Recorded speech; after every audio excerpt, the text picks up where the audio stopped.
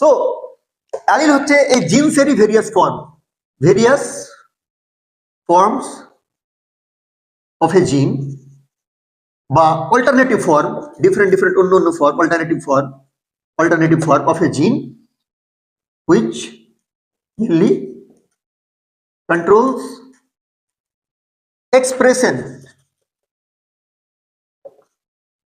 of any trait.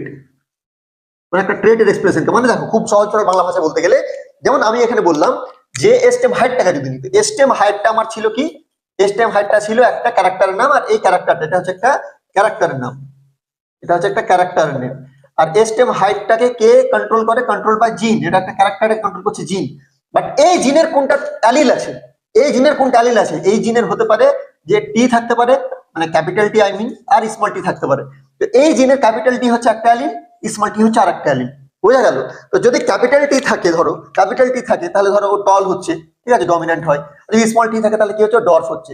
তো এই যে একটা জিনের যে ডিফারেন্ট ট্রেড গুলোকে, একটা জিনের যে ডিফারেন্ট অ্যালিলস গুলো একটা পার্টিকুলার ট্রেড কে কন্ট্রোল করছে, সেটাকে আমরা অ্যালিল বলি। মানে একটা জিনেরই ভেরিয়াস ফর্মকে আমরা অ্যালিল বলি। ঠিক আছে, আশা করি বোঝা গেছে। রিল 2 দেখো।